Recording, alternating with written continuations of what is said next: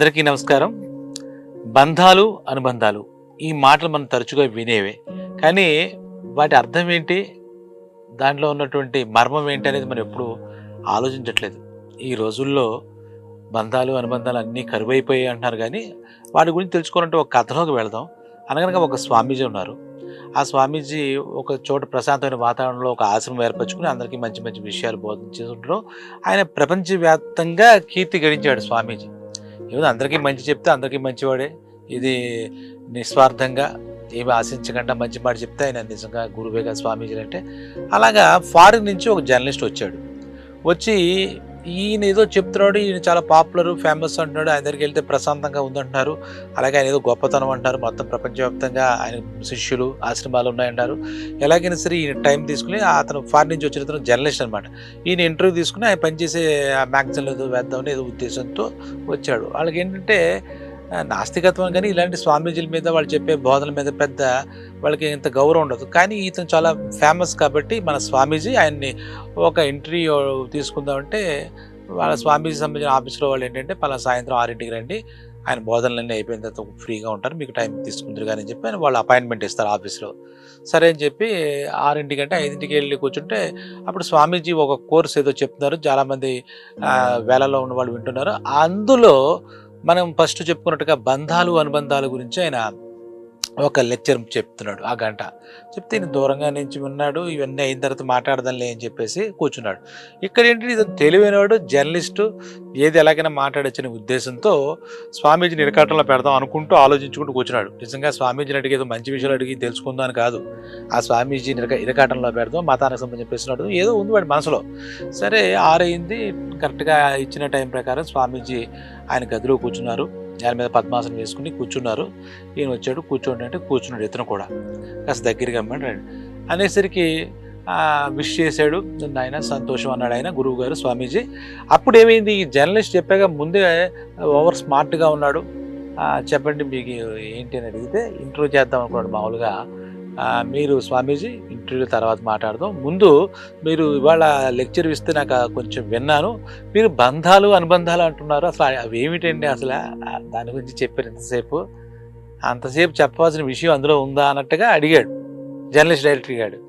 అప్పుడు స్వామీజీ నవ్వుతూ ఏమన్నాడు అంటే, ఎక్కడి నుంచి వచ్చావు అని అడిగారు ఆయన.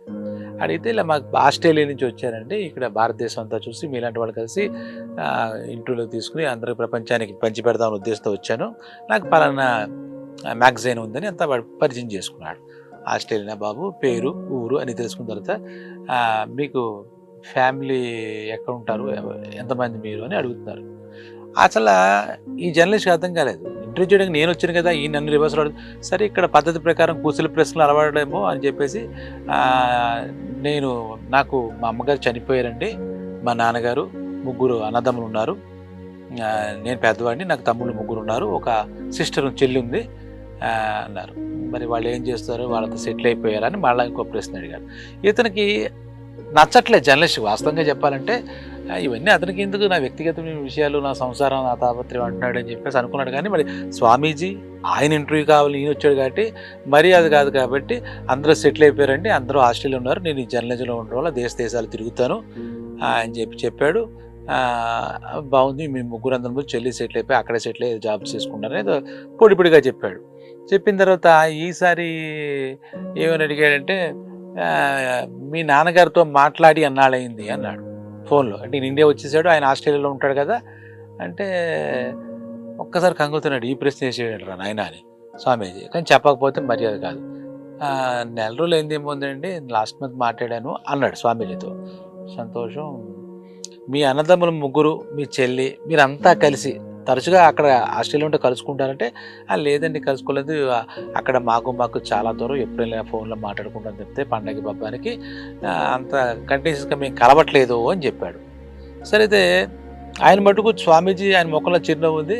అయితే మీ ఫ్యామిలీ అంటే అమ్మాయిలాగా లేదు కదా, మీ నాన్నగారు, మీ అన్నదమ్ములు 3, మీ చెల్లి అంటున్నావు కదా, మీరంతా ఆఖరిసారిగా ఎప్పుడు కలిశారు, ఎన్నేళ్ళ క్రితం కలిశారు, ఎన్నాళ్ళ క్రితం కలిశారు అని అడిగాడు స్వామీజీ. అప్పుడు ఇతనికి చాలా కొంచెం ఇరిటేషన్గా ఉంది స్వామీజీ ప్రశ్నలు. కానీ స్వామీజీ ఎందుకు అడుగుతున్నాడు, కాలక్షేపంగా చేదస్తంగా ఇదేనేంటిది ఈ సొల్లు ఏంటి అనుకుంటున్నాడు. అప్పుడు ఏంటంటే కొంచెం ఒక క్షణం ఆలోచించుకుని 2 ఇయర్స్ అయిపోయిందండి, 2 ఇయర్స్ క్రితం క్రిస్మస్కు అందరం కలిసామండి అని చెప్పాడు. అందరం కలిసామండి, మా నాన్నగారు ఆయన సొంతంగా కట్టిన ఇంట్లోనే మేము అందరం కలిసి ఆ క్రిస్మస్ సెలబ్రేట్ చేసుకున్నాం అన్నాడు. అప్పుడు స్వామీజీ మళ్ళా తిన్నంగా ఊరుకున్నాడా, మళ్ళా నవ్వుతున్నాడు. ఆ టైంలో మీరంతా ఎన్ని రోజులు కలిసి ఉన్నారు అని అడిగాడు. చూడండి స్వామీజీ ప్రశ్నలు మీరు జాగ్రత్తగా అబ్జర్వ్ చేయండి. అంటే మళ్ళా 3 రోజులు కలిసి ఉన్నామండి అన్నాడు. 3 రోజులు కలిసి ఉన్నామండి, క్రిస్మస్ ముందు రోజు వెనక రోజు కలిసి ఉన్నామండి అని చెప్పాడు. సరే నాయన, నేను అడిగాను, నీకు చిరాకు పడకు, నాకేమో ఇలాంటివి తెలుసుకోవాలని ఉంటుంది అని చెప్పాడు. చెప్తే ఏం మాట్లాడతాడు ఇంకా అలా డైరెక్ట్గా చెప్తే, మీ నాన్నగారితో ఆ 3 రోజుల్లో ఎన్ని గంటలు మాట్లాడావు, ఎంతసేపు కూర్చున్నావు, ఎంతసేపు టైం స్పెండ్ చేశావు అన్నాడు. దెబ్బకి వీళ్ళు షేక్ అయ్యాడు. అమ్మ లేదంటున్నావు కదా, మీ నాన్నగారితో ఎంతసేపు మాట్లాడు, కలిసి మీరంతా భోజనం చేశారా, టిఫిన్ చేశారా, కలిసి తిరిగారా అని అడిగాడు. ముఖ్యంగా మీ నాన్నగారితో ఎంతసేపు వాడు ఆలోచించుకుంటే గట్టిగా గంట కలపలేదు. గట్టిగా 3 రోజులు అక్కడ వాళ్ళు తోటలు చూసుకోవడం, పిక్నిక్ స్పాట్స్ ఇలా ఎంజాయ్ చేయడం తప్పితే కూర్చుని మాట్లాడుకునే పరిస్థితి లేదు.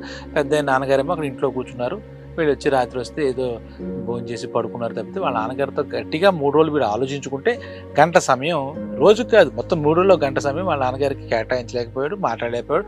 3 రోజులు టైట్ షెడ్యూల్, అన్నదమ్ములు ఎవరికి వాళ్ళ పనులు, ఎవరికి వాళ్ళ లావాదేవీలు, మిగిలిన డబ్బులు ఆస్తులు వీటి గొడవ, నాన్నగారి గురించి ఏదో ఆరోగ్యం ఎలా ఉంది, నువ్వు చూస్తావు అనేటి మొత్తం మీద గడిచిపోయే 3 రోజులు ఈయంతో నాన్నగారితో గంట కూడా మాట్లాడలేదు. ఈసారి మళ్ళా కొంచెం ఆలోచనలో పడ్డాడు. వీడి ముఖం మీద చెమట పట్టింది, తుడుచుకున్నాడు. తుడుచుకున్న తర్వాత ఇంకేం అడుగుతాడు, అసలు నేను జర్నలిస్టా ఆయన జర్నలిస్టా అర్థం అవ్వట్లేదు, నా మీద కూర్చొని సంధించేస్తున్నాడు ఈ పెద్ద ఆయన అనుకుంటున్నాడు లోపల. తర్వాత అయితే బాగుంది నాన్న, మీ నాన్నగారితో మీరంతా కలిసి 2 ఏళ్ళు అయింది, నువ్వు ఇప్పుడు మాట్లాడి 4 రోజులు అయిపోయింది ఫోన్లో కూడా, ఆ సమయంలో గంట కూడా. సరే ఆ గంట మాట్లాడిన టైంలో మీ నాన్నగారితో అమ్మ చనిపోయింది కదా నాన్న, మీకు ఎలా కాలక్షేపం అవుతుంది, ఎలా గడుపుతున్నారు, మీ ఆరోగ్యం ఎలా ఉండదా అంటే ప్రశ్నలు ఏదైనా అడిగావా, ఆయన ఆ టైం ఎలా స్పెండ్ చేస్తున్నారు, నాన్నగారు ఎలా స్పెండ్ చేస్తున్నారు అడిగావా, ఇప్పుడు కూడా నువ్వు ఫోన్ చేసినప్పుడు ఏం మాట్లాడతావు అన్నాడు. దాంతో కంగు తిన్నాడు ఈయన. కంగు తిని అలా కాదండి, అదే ఎలా ఉన్నావు అంటే అని అడుగుతాను, అప్పుడు కూడా మీరు అడిగినట్టుగా అమ్మ చనిపోతే ఎలా గడుపుతారన్న ఆలోచన నాకు రాలేదు, నేను అడగలేదు అని ఒప్పేసుకున్నాడు. ఆ తర్వాత మరి నాన్నగారు మీ 3 కొడుకులు బాగా సెటిల్ అయిపోయారు, మీ 4 కొడుకులు, దాంతో సంతోషంగా ఉన్నారా అని అడిగావా అన్నాడు. అంటే అది కూడా అడగలేదు. పోనీ మీ ఎవరితోనైనా కలిసి ఉండాలనుకుంటున్నారా, మా దగ్గర ఉంటారా మీరు అడిగారా అన్నారు. అది లేదు, ఆయన ఒక్కడంటే ఆయన కట్టుకున్న ఇల్లు ఉంది కదండి, అన్ని వసతులు ఉన్నాయి, సర్వెంట్స్ ఉన్నారు, అక్కడే ఉంటారు కదండి, ఇంకా అందుకే అడగడానికి ఏముందని అడగలేదు అన్నాడు. మరి నాకేం అర్థం కావట్లేదా అన్నాడు. అడిగిన తర్వాత మీ నాన్నగారు అక్కడే వయసు అయిపోయిన తర్వాత ఎలా నడుచుకుంటారు, ఎలా గడుపుతారు, ఆయన అనారోగ్య సమస్యలు వచ్చాయా, ఎలా వచ్చాయి, మీ 4గురికి ఎలా తెలుస్తుంది, సర్వెంట్ చెప్తుందా అని అడిగాడు. దాంతో కంగుతున్నాడు. ఆ జర్నలిస్ట్ కళ్ళల్లో కన్నీళ్ళు తిరిగిందంటే ఎలా అన్నాడు. అప్పుడు స్వామీజీ కొంచెం స్మూత్గా చేయపట్టుకుని బదార్చి జర్నలిస్ట్ని, నేను అడిగిన ప్రశ్నలతో పాపం నువ్వు కొంచెం డిస్టర్బ్ అయినట్టున్నావు, నిన్ను బాధించాలని నా ఉద్దేశం కాదు, నువ్వు అడిగిన ప్రశ్నకు సమాధానం చెప్పాలనుకునే నేను ఇలా చెప్పాను. మనం నువ్వు అడిగావే అందరితోనూ బంధాలు ఉంటాయి, బంధాలు ఉంటే బంధం అంటే రిలేషన్, ఆ బంధాలు నాన్నగారు జన్మనిచ్చారు కాబట్టి నీకు నాన్నగారు, నువ్వు తోబొట్టు ఉన్నాడు కాబట్టి నీ తమ్ముడు అయ్యాడు, నీకు తోబొట్టు కాబట్టి చెల్లేదు, ఈ బంధాలు మీ మధ్య ఉన్నాయి కానీ అనుబంధాలు ఏవి అని అడిగాడు. అనుబంధాలేవి, మీ అన్నదమ్ములు కానీ నువ్వు కానీ ఒకరితో కూడా ఏదైనా మంచి చెడు పంచుకున్నారా, ఎవరి బతుకు వాడు బతికేస్తారంటే బంధాలు ఉన్నాయి కానీ అనుబంధాలు లేవు. సరే బంధం అంటే చెప్పాను కదా, ఏదైనా ఉండొచ్చు, పెళ్లి చేసుకుంటే భార్య రాజు అదొక బంధం, భార్యాభర్తల బంధం, అలాగే తండ్రి కొడుకుల బంధం, తల్లి కొడుకుల బంధం, అన్నదమ్ముల బంధం, ఇవన్నీ బంధాలు స్వతహాగా ఏర్పడతాయి. అనుబంధం ఏంటంటే హృదయం మాట్లాడాలి, హృదయం కలిసి ఉండాలి, మనం కలిసి ఉండాలి, కలిసి మాట్లాడుకోవాలి, కలిసి భోజనం చేసుకోవాలి, ఆప్యాయంగా ఆలింగనం చేసుకోవాలి. ఇవన్నీ అనుబంధం కోవకొస్తాయి. ఒకరి కోసం ఒకరు ఆలోచిస్తూ ఉండాలి, ఒకరి కోసం తప్పిస్తూ ఉండాలి, ఆ ఒకరి కోసం ఒకరికి మనం కష్టపడి షేర్ చేసుకుంటూ ఉండాలి. ఇది అనుబంధం. బంధాలు ఉన్నాయి కానీ అనుబంధాలు ఇప్పుడు కరువు అవుతున్నాయి. నీ దగ్గర విషయంలో కాదు, మొత్తం ప్రపంచం అంతా కరువు అవుతున్నాయి. ప్రపంచం అంతా బంధాలు ఉంటాయి, ప్రతి ఇళ్లలోనూ సంసారం ఏర్పడితే, కానీ సమాజంలో అనుబంధం అనేది మిస్ అవుతోంది. ఆనందం పంచుకోవట్లేదు, మన షేరింగ్ అనేది లేదు, కావలసిన వాళ్ళతో కలిసి ఉండడం లేదు. హృదయంతో మాట్లాడుకోవడం లేదు, పలకరించుకోవడం లేదు, ఇక అనుబంధాలు ఎక్కడ ఉన్నాయి నాయనా అన్నాడు. అప్పుడు ఈ జర్నలిస్ట్కి అర్థమైంది, ఓహో, మనం మాట్లాడే దాంట్లో ఆయన అడిగిన ప్రశ్న బంధాలు అనుబంధాలని నా జీవితంలోంచి తీసి చెప్పాడు ఈ మహానుభావుడు అనుకున్నాడు. కాళ్ళ మీద పడ్డాడు. ఏదో ఆయన నుంచి ఏదో అడిగేసి ఆయనకి ఏమి రాదని నిరూపించేసి నేను వేదాం అనుకుని వెళదాం అనుకున్న మనిషి ఆయనకి అంటే శరణాగతి అంటారు కదా, అలా కాళ్ళ మీద పడిపోయాడు. ఇంతుందా, బంధాలు ఉంటాయి, ఎందుకుండో, ప్రపంచం అంతా బంధాలు ఉంటాయి, బంధాలు. కానీ మనిషికి మనిషికి మధ్య అనుబంధం లేదు, ఆత్మీయత లేదు, పరస్పరం ఒకరి కోసం ఒకళ్ళం మనం ఉన్నాము అనే ఒక ఈ ధైర్యం లేదు, ఒక భరోసా లేదు. నాకు ఉండడానికి నాకు బంధుగణం చాలా ఉన్నారండి, బంధాలు ఉన్నాయి, నాకు మేనమామలు ఉన్నారు, మేనత్తలు ఉన్నారు. కానీ ఒక్క మనిషితో కూడా మనసు విప్పి మాట్లాడుకోవడానికి ఒక్క మనిషి మనకి దొరకట్లేదు.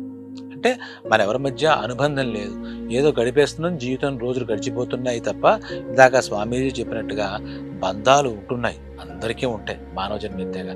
కానీ అనుబంధాలు మటుకు లేవు, అవి మనమే దూరం చేసుకుంటున్నాం. ఇంక ఈ అనుబంధాలే లేనప్పుడు అనుభూతులు ఎక్కడి నుంచి వస్తాయి? అనుబంధం ఉన్నప్పుడు ఆ కలిసిన క్షణాల్లో కొన్ని తీపి గుర్తులు ఉంటాయి, జ్ఞాపకాలు ఉంటాయి, మధుర జ్ఞాపకాలు ఉంటాయి, మధుర స్మృతులు ఉంటాయి, అవన్నీ కొన్ని అనుభూతులు ఉంటాయి, మధురానుభూతులు. ఇవన్నీ పంచుకుంటేనే కదా జీవితం, సంపూర్ణ జీవితం. కాబట్టి బంధాలు ఉంటాయి. ఎందుకంటూ నేను నా భార్య అంటే నాకు పిల్లలు పుడితే పిల్లలతో మా పిల్లలతో నాకు బంధం ఉంది, అన్ని బంధం. కానీ అనుబంధం నేను నా ఆఫీస్ పనులు, నా ఉద్యోగ పనులు, నా వ్యాపారం పనులు నేను ఉండి నా పిల్లల్ని పొద్దున్నే నేను లేచేసరికి వాళ్ళ కాలేజీకి వెళ్ళిపోతారు, స్కూల్కి వెళ్ళిపోతారు, రాత్రి నేను వచ్చేసరికి వాళ్ళు పడుకుని ఉంటారు. ఇంకా మా మధ్య ఒక అనుభూతి. ఇంకా సాటర్డే సండే అంటే ఎవరు తోచిన వాళ్ళు చిల్ అవ్వాలని వెళ్ళిపోతుంటారు. ఇది కాలమాన పరిస్థితి. ఇంతకుముందు ఇలా లేదు కాబట్టి బంధాలతో పాటు అనుబంధాలు కూడా ఉండేవి.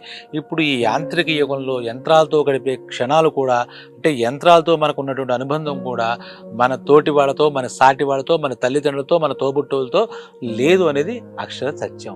కాబట్టి వాటిని కాపాడుకోవాలి. బంధాలు ఎలాగా ఉంటాయి, చనిపోతే ఏదో మైలు పడతారు, అక్కడతో అయిపోతుంది అనుకుంటారు, ప్రతి సంవత్సరాలు ఏదో వాళ్ళకి ఏదో నీళ్ళు వదులుతారు, పిండాలు పెడతారు. కానీ అనుబంధాలు మటుకు శాశ్వతంగా ఉండాలి. అనుబంధాలు అందరం కాపాడుకోవాలి. ఇప్పుడు కాపాడుకోవాల్సింది ఏంటంటే అనుబంధాలు కాపాడుకోవాలి, సంబంధాలు కాపాడుకోవాలి. కాబట్టి ఆ స్వామీజీ ఒక విదేశీ జర్నలిస్ట్కి ఏదో చెప్పినట్టుగా మనం కథలో ప్రస్తావించుకున్నప్పటికీ మన పరిస్థితి అదే. మానవుల పట్ల మానవ సంబంధాలు తగ్గిపోతున్నాయి, అలాగే అనుబంధాలు పూర్తిగా మృగివైపోతాయి. కాబట్టి అమ్మ, నాన్న, అక్క, చెల్లి తరచుగా కలుసుకోవడం, మాట్లాడుకోవడం, పంచుకోవడం, అంతా మనమంతా ఇదే అని చెప్పి పంచుకుంటే దానంత బలం ఇంకోటి లేదు. అలా అనుబంధాలతో జీవించడమే సంపూర్ణ జీవితం. కాబట్టి ప్రపంచమంతా బంధాలు కాపాడుకుంటూ అనుబంధాలతో జీవించాలన్నది ఆ స్వామీజీ యొక్క ఆంతర్యం. అలాగే విదేశీ జర్నలిస్ట్ కాకుండా మలాంటి వాళ్ళందరికీ కూడా ఈ కథ ద్వారా బంధాలు ఏమిటి, అనుబంధాలు ఏమిటి, వాటిని ఎలా కాపాడుకోవాలి, పరస్పరం ఎలా గౌరవించుకోవాలి, పరస్పరం ఎలా ప్రేమించుకోవాలి, ఎలా అభిమానించుకోవాలి, మనం ఏ రకంగా ఉండాలని ఈ కథ ద్వారా అర్థమైంది. కాబట్టి మరో కథతో మళ్ళీ మీ ముందుకు వస్తా. అప్పటిదాకా మన అనుబంధం ఇలా ఉండాలని కోరుకుంటున్నాను. సెలవు.